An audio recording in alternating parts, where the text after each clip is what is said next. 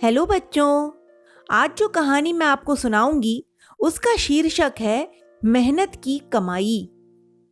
राजा वीरसेन शूरवीर तथा प्रजा के हितैषी थे, किंतु कुछ चापलूस दरबारी हर समय उन्हें घेरे रहते। वे वीरसेन को बात बेबात पर भड़काते रहते और कभी-कभी वह उनकी बातों में भी आ जाते थे। एक बार की बात है, एक चापलूस दरबारी ने वीरसेन से कहा, महाराज, हमारे राज्य में चंद्रसेन नाम का एक व्यक्ति है। कुछ दिनों से उसने बहुत सारी संपत्ति बना ली है। यकीनन वह संपत्ति ईमानदारी की नहीं होगी, अतः आप उसे जब्त कर लीजिए। वीरसेन उस चापलूस की बातों में आ गया और अपने मंत्री को बुलाकर चंद्रसेन की संपत्ति को जब्त करने का आदेश दे दिया।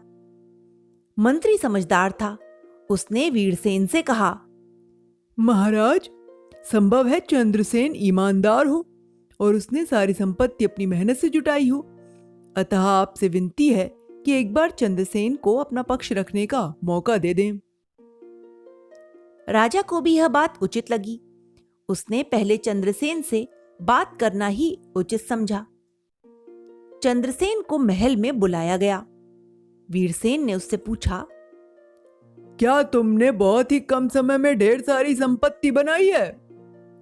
जी महाराज, पर वह मेरी मेहनत की कमाई है और आपकी संपत्ति के सामने तो वह सुई की नोक के बराबर है। इस पर वीरसेन बोला, तो ठीक है, सुई की नोक के बराबर जगह नाप लो और सारी संपत्ति हमें दे दो। किंतु महाराज, यह मेरी मर्जी होगी कि मैं सुई की नोक के बराबर जगह कहीं भी नाप लूं। चंद्रसेन ने कहा। वीरसेन ने उसकी शर्त स्वीकार कर ली और उसे सुई मंगवाकर दे दी गई।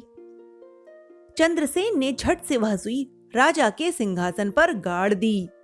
यह देखकर वीरसेन परेशान हो गया। अब वह सिंहासन पर बैठ नहीं सकता था।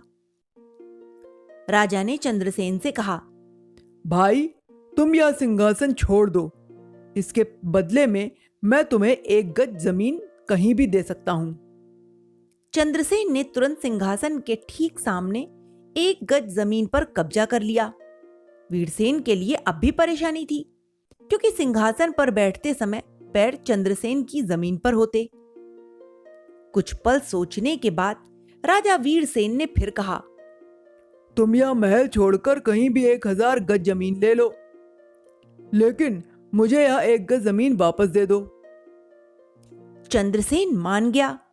उसने महल के बाहर मुख्य द्वार के ठीक सामने 1000 गज जमीन पर कब्जा कर लिया।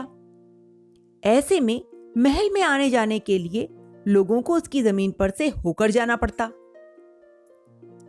वीरसेन समझ गया था कि चंद्रसेन बेहद समझदार है, पर वह भी वचन का पक्का था।